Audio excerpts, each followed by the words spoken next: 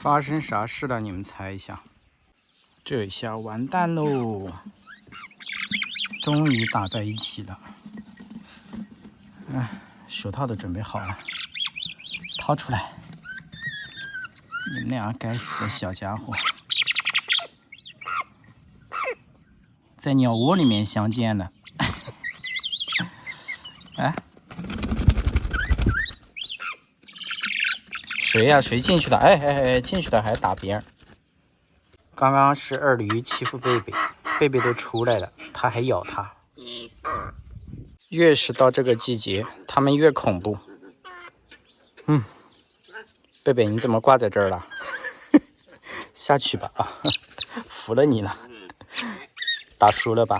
岁数大了吧？我都不敢跟他们玩，我要戴手套。他们打架的时候太凶了。还笑一个。我估计啊，刚刚的情况就是贝贝叼材料带到二驴的鸟窝里面，正巧二驴也叼材料回来了，所以说他们就在鸟窝相遇了。哎，放手！总体来说，这个鸟窝二驴一直占着主动权，他只要看到贝贝，他基本上是不出来的。想把它扯出来都困难。哎，你怎么主动袭击呢？你这二货！所以说啊，你们以为二驴是什么好东西吗？它也会发起主动攻击。舒服吗？你这样？打是打不到的。你这样还在说话？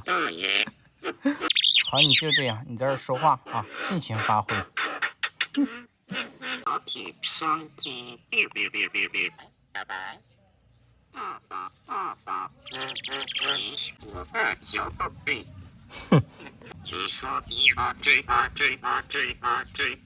这兴致还挺高的啊，还贝贝乖嘞。看贝贝一直在咬我。快上车，回学校解释了。这个车上不了。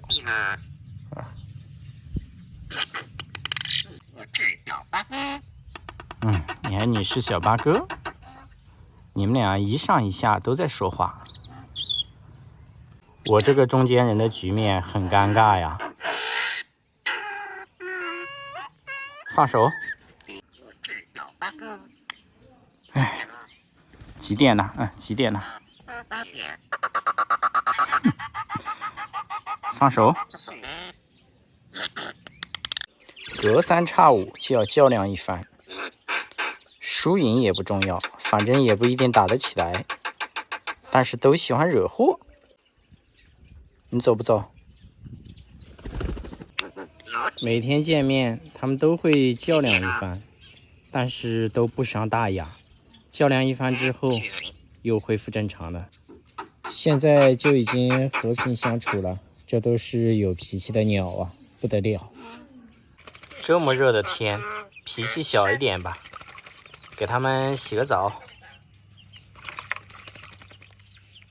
你是谁？不要你是谁了，赶紧洗澡。他在这里洗个澡，把鸡鸭都吓跑了。